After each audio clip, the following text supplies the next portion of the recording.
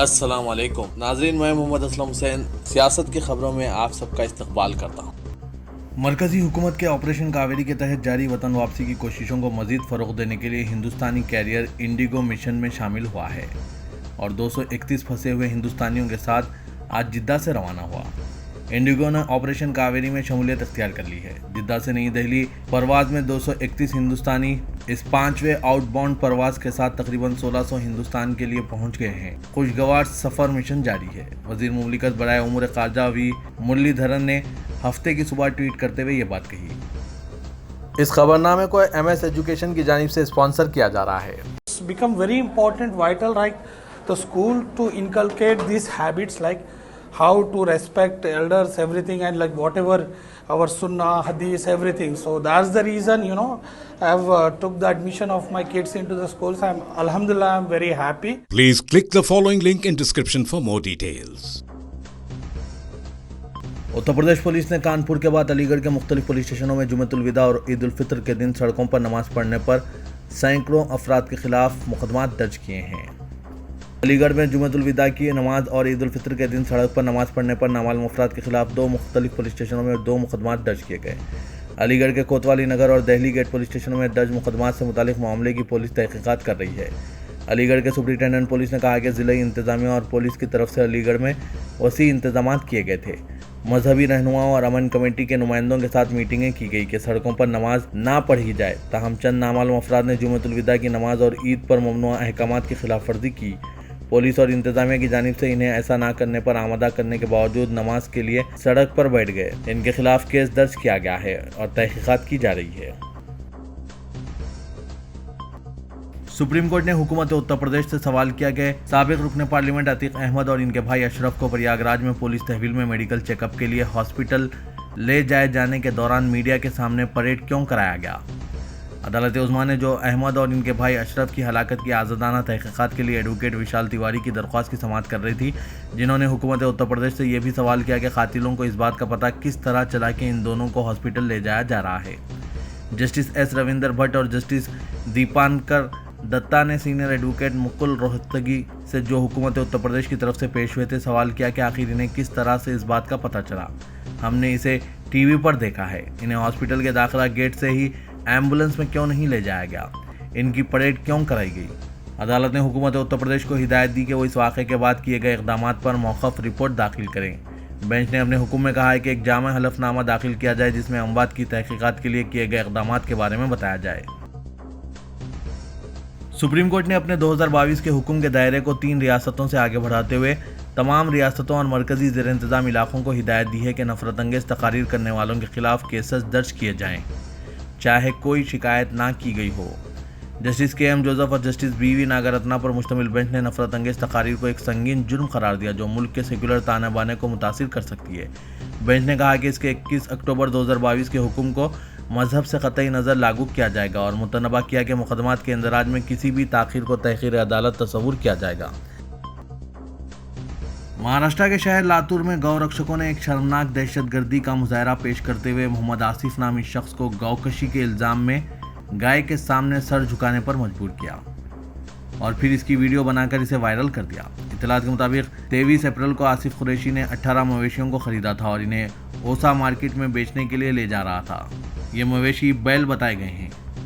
गौ रक्षकों ने इसका पीछा किया, इसे जद्दोकोब किया और आसिफ कुरैशी पर मवेशियों को ज़ुबा करने के लिए ले जाने का इल्ज़ाम आयद किया। पुलिस मौका वारदात पर पहुंची और आसिफ के मवेशियों से भरे ट्रक को जब्त कर लिया। फिर ओसा के पुलिस कांस्टेबल नवनाथ ने शिकायत दर्ज कराई कि आसिफ ने गैर कानूनी तौर पर जानवरों को ख़रीदा और इसका इरादा इन्हें ज़ुबा करके बीफ की तिजारत करना था और मवेशियों के लिए चारा और पानी का भी बंदोबस्त नहीं किया था। पुलिस कांस्टेबल नवनाथ की शिकायत की बुनियाद पर आसिफ कुरैशी और इसके साथियों पर महाराष्ट्र एनिमल प्रिजर्वेशन एक्ट के तहत मुकदमा दर्ज कर लिया गया। गौ रक्षकों के साथ मिलकर 5 पुलिस एहलकारों ने तमाम मवेशियों को लातूर की गौशाला में पहुंचा दिया। उधर गौशाला में पुलिस की मौजूदगी के बावजूद हिंदुत्व गौ रक्षकों पर आसिफ को मुबैना तौर पर मारा पीटा और फिर आसिफ को सर पर टोपी पहनने को कहा गया जैसे टोपी मुसलमान पहनते हैं। इसके बाद हिंदुत्व गुंडों ने आसिफ को मजबूर किया कि वो इन जानवरों के सामने सर झुकाए। बाद में पुलिस ने आसिफ को अस्पताल में भर्ती किया जहां मेडिकल रिपोर्ट ने तस्दीक की कि आसिफ को चोटें भी आई हैं।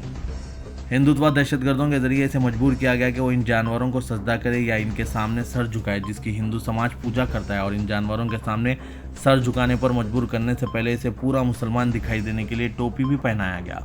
फिर इसकी वीडियो वायरल कर दी गई।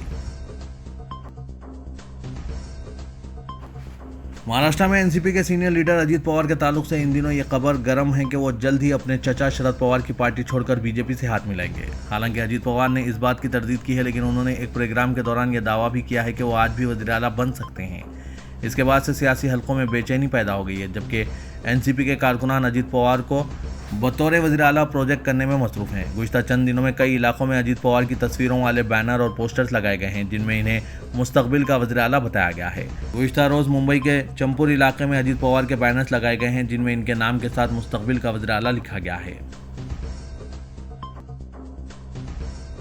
महाराष्ट्र के जिला नांदेड़ में पिछले 3 दिनों से गैर मौसमी बारिश और ज़ालाबारी का सिलसिला जारी है। तेज़ हवाओं के साथ बिजलियां गरज रही है और ज़ोरदार बारिश हुई है। बिजली गिरने से नांदेड़ शहर में अब तक 2 लोगों की मौत वाक़ हुई है और 50 से ज़ायद मवेशियों के हलाक होने की खबर है। तेज़ हवाओं की वजह से बिजली के खंभे उखड़ गए और कई इलाकों में बरक़ी सप्लाई का निज़ाम दरहम बरहम हो गया। तूफ़ानी हवाओं की वजह से कंधार में सड़क के किनारे एक ढाबे की छत उड़ गई, जिसकी वजह से भारी नुकसान हुआ है। महकमा मौसमियात के मुताबिक मज़ीद 3 दिनों तक इसी तरह की सूरत हाल बरकरार रहने की तौक़े की जा रही है। लोगों से एहतियात बरतने की अपील भी की गई है। मरकजी वज़ीर दाखिला अमित शाह ने मुस्लिम रिजर्वेशन को भी इंतखाबी मौजू बनाने की कोशिश करते हुए यह फ़िरक़े वाराना कार्ड खेला कि अगर रियासत कर्नाटक में बीजेपी की हुकूमत बनती है तो मुस्लिम रिजर्वेशन कभी वापस नहीं आएगा। उन्होंने धारवाड़ ज़िले के नोलगोंडा असेंबली हलके में इंतखाबी रैली से खिताब करते हुए कहा कि हमारी बोमई हुकूमत ने बहुत सोच समझकर और मुल्क के तहफ़्फ़ुज़ को ध्यान में रखते हुए रियासत से मुस्लिम रिजर्वेशन ख़त्म करने का फैसला किया था, लेकिन कांग्रेस के लोग इसे हुकूमत बनने पर वापस लाने के वादे कर रहे हैं। अमित शाह ने इस मौके पर ऐलान किया कि हमारी हुकूमत अगर बनी तो हम किसी भी कीमत पर मुस्लिम रिजर्वेशन वापस नहीं आने देंगे। अमित शाह के मुताबिक बीजेपी की हुकूमत मुँह भराई की पॉलिसी पर यकीन नहीं रखती है। वो हर तरह से तमाम शहरियों का ख्याल रखती है और सभी को एक आंख से देखने में यकीन रखती है। इसलिए हमने मुस्लिम रिजर्वेशन ख़त्म किया था क्योंकि ये गैर आइनी था और अब हम ये वादा कर रहे हैं कि वो हमारी हुकूमत में कभी वापस नहीं आएगा। वज़ीर के कर्नाटक में पसमानदा मुसलमानों को 4% रिजर्वेशन हासिल था, जिसे ख़त्म कर दिया गया। सीबीआई की एक टीम ने जम्मू कश्मीर के साबिक गवर्नर सत्यपाल मलिक से इनके घर पहुंचकर पूछताछ की है। ये पूछगुछ 2 फाइलें मंजूर करने के लिए पेश की गई 150 करोड़ रुपए की बदनवानी के मामले में थी। हालांकि सीबीआई ने कहा कि वो सत्यपाल मलिक से मजीद मालूमात हासिल करने गई थी, लेकिन सत्यपाल मलिक ने इसे बाकायदा पूछताछ करार दिया। वज़ीर के सीबीआई की टीम सत्यपाल मलिक की रिहायशगाह जो दिल्ली के RM के पुरम में वाक़ है, वहाँ दोपहर में पहुंची और तकरीबन 4 घंटे तक इनसे पूछताछ की। इस बारे में मौसूक़ ज़राए ने बताया कि सीबीआई टीम ने बदनवानी से मुतालिक सत्यपाल मलिक के दावों पर वजाहत मांगी है। उत्तर प्रदेश के प्रयागराज में अतीक अहमद के बेटे अली की अपील का एक पोस्टर वायरल हो रहा है। पोस्टर में अतीक अहमद और अशरफ और अली की तस्वीर पेश की गई है। पोस्टर में बीजेपी के साथ समाजवादी पार्टी को भी वोट न देने की अपील की गई है और शाइस्ता परवीन का भी इनकाउंटर किए जाने का खदशा जाहिर किया है।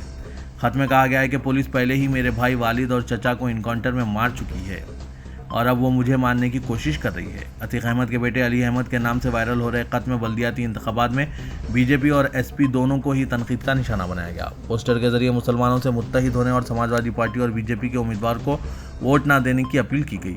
ताहम खत में हिमायत के लिए किसी पार्टी का जिक्र नहीं किया गया। खत में मजीद लिखा है कि बराकरम किसी के बहकावे में ना आइए और जो कुछ मैंने लिखा है इस पर तवज्जो दे।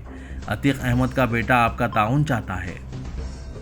खत में कहा गया है कि मेरे खानदान के अफराद के इनकाउंटर में जितना बीजेपी और योगी आदित्यनाथ का हाथ है, इतना ही समाजवादी पार्टी और अखिलेश यादव का भी हाथ है। ये खत के बारे में कयास किया जा रहा है कि इलेक्शन में फ़ायदा उठाने के लिए किसी और शख्स की ये साजिश भी हो सकती है। अमेरिका के साबिक सदर डोनाल्ड ट्रंप ने इस अज़्म का इजहार किया है कि अगर वो 2024 में सदर मुंतखब हो गए तो इस्लामी ममालिक के शहरियों के अमेरिका में दाखिले पर पाबंदी लगाते हुए इन पर आयत सफरी पाबंदी बहाल कर देंगे। 2 मरतबा मुआखज़ा का सामना करने वाले साबिक सदर ने आज कहा कि मैं बुनियाद परस्त इस्लामी दहशतगर्दों को अपने मुल्क से बाहर रखने के लिए अपनी सफरी पाबंदी बहाल करूँगा। उन्होंने कहा कि आपने देखा कि गुज़श्ता 4 साल में क्या हुआ है। हम इस मामले में बेहद सख्त थे। हम अपनी इमारतों को धमाके से उड़ते हुए देखना नहीं चाहते। वज़ीर के डोनाल्ड ट्रंप ने 2017 में अपने पहले हफ्ते के दौरान 7 मुस्लिम अक्सरियती ममालिक बशमूल Iran, Iraq, Libya, Somalia, Sudan, शाम और यमन से सफ़र करने पर पाबंदी लगा दी थी।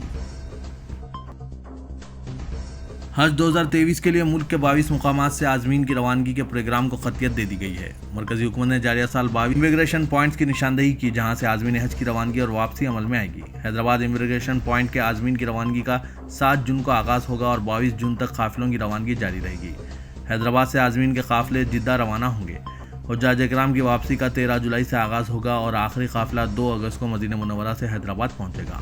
हैदराबाद से 5200 आज़मीन की रवानगी का इम्कान है।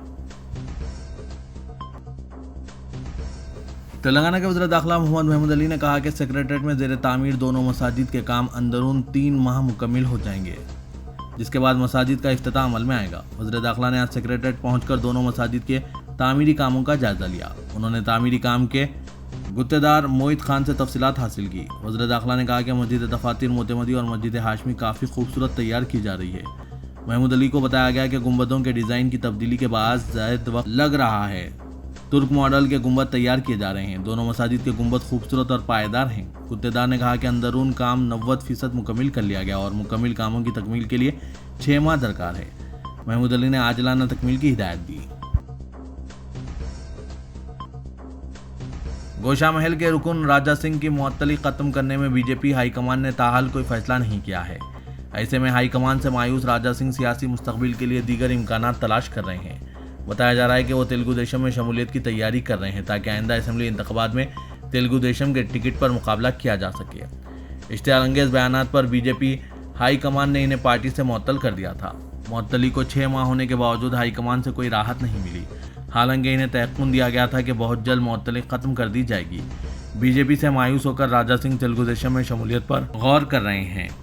2009 में राजा सिंह ने तेलुगु देशम में शमूलियत से अपने सियासी सफर का आगाज़ किया था। ग्रेटर हैदराबाद म्यूनसिपल कॉरपोरेशन इंतखाबात में वो तेलुगु देशम टिकट पर मुंतखब हुए और 2014 तक कॉरपोरेटर की हैसियत से खिदमत अंजाम दिए हैं। असेंबली इंतखाबात में बीजेपी के टिकट पर गोशा महल से मुकाबला करते हुए कांग्रेस उम्मीदवार मुकेश गौड़ को 46,793 वोटों से शिकस्त दी थी। 2018 में वो बीजेपी के टिकट पर दूसरी मरतबा 17,734 वोटों की अक्सरियत से मुंतखब हुआ और करीबी हरीफ टीआरएस के प्रेम सिंह राठौड़ को शिकस्त दी थी। बताया जा रहा है कि वो तेलुगु देशम में शमूलियत पर रियासती सदर कासानी ज्ञानेश्वर से मुलाकात कर चुके हैं। तेलंगाना के नए सेक्रेटरीट की इफ्तिताई तकरीब के सिलसिले में महकमा जात, इमारत, विश्वरा और पुलिस की जानिब से तमाम मुनासिब इंतजाम मुकम्मिल कर लिए गए हैं। पुलिस ने डोर फ्रेम मेटल डिटेक्टर्स लगाए हैं। अलावाजी मुकम्मिल सेक्रेटरीट की तलाशी का काम भी किया गया है, जिसमें बम को नाकारा बनाने वाले अमले और सूंघने वाले कुत्तों के जरिए तलाशी का काम अंजाम दिया गया है। चीफ सेक्रेटरी शांति कुमारी की हिदायत पर तमाम महकमा जात के ओहदेदारों ने नए सेक्रेटरीट में इन्हें अलॉट करदा फ्लोर्स पर बीआर के भवन से अपने दफातर को मुंतकिल करने का काम शुरू कर चुके हैं। हर फ्लोर पर 3 महकमा जात को जगह दी गई है। महकमा जात को वाज़ेह हिदायत दी गई है कि वो नए सेक्रेटरीट से इतवार से अपने कामों का आगाज़ करें। डीजीपी अंजनी कुमार ने सीनियर ओहदेदारों के साथ इफ्तिताई तकरीब की सिक्योरिटी और नशिस्तों के मंसूबे का आज तफसीली मुआयना किया। ओहदेदारों को वाज़ेह हिदायत जारी की गई है कि वुज़रा, अरकान असेंबली और दीगर अहम शख्सियात की आमद और रवानगी के लिए अलहदा मकामात को यकीनी बनाया जाए। कमिश्नर पुलिस हैदराबाद सीवी आनंद और पुलिस के दीगर ओहदेदारों के साथ डीजीपी ने सेक्रेटरीट का तफसीली मुआयना किया। तेलंगाना में SC, ST, BC और माइनॉरिटीज़ रेसिडेंशियल इंस्टीट्यूशंस में ट्रेंड ग्रेजुएट टीचर्स के ओहदों पर तकर्रुरात के लिए आज इलामिया जारी किया गया। स्कूल्स और जोनल सतह पर ओहदों और उम्मीदवारों के इंतखाब के मुतालिक मुकम्मिल तफसीलात www.trierb.telangana.gov.in नामी वेबसाइट पर अपलोड किया गया है। Telangana residential educational institute recruitment board की जानिब से जारी करदा इलामिया के मुताबिक जुम्मा 28 अप्रैल से 27 मई तक दरख्वास्तें कबूल की जा रही है। जुमला 4006 TGT ओहदों पर तकर्रुरात किए जाएंगे, जिनमें 75% जायदादें ख्वातीन के लिए महफूज की जा चुकी है, जबकि माबाकी 25% पर मर्द उम्मीदवारों का तकर्रुर किया जाएगा। इदारे सियासत के ज़ेर एहतमाम महबूब हुसैन जिगर कैरियर गाइडेंस सेंटर वाक़े अहाते दफ्तर सियासत एबिट्स में गरमाई तातीलात के दौरान मुख्तलिफ कंप्यूटर कोर्सेज का आगाज़ किया गया है। कोर्सेज में ऑटोकैड, टैली, GST को शामिल किया गया है। इन गरमाई तातीलात में कोई भी तालीमी एतबार और कोई भी उम्र के अफराद इस सेंटर के कंप्यूटर कोर्सेज से इस्तेफादा हासिल कर सकते हैं। सुबह 7 बजे से शाम 7 बजे तक कोर्सेज चलाए जा रहे हैं। MS office, DTP, accounting packages, tally, GST, Revit, spoken English के माहिर असातिज़ा ट्रेनिंग फराहम कर रहे हैं। वैसे इदारे हाजा से हर माह कई तलबा और तालिबात तरबियत हासिल करके मुल्क व बैरून मुल्क माकूल मुशायरों पर बरसर रोज़गार हैं। मज़ीद तफसीलात के लिए इदारे सियासत से रास्त या इन फ़ोन नंबरात पर रब्त पैदा कर सकते हैं। फ़ोन नंबर है 9652813994, 9393876978।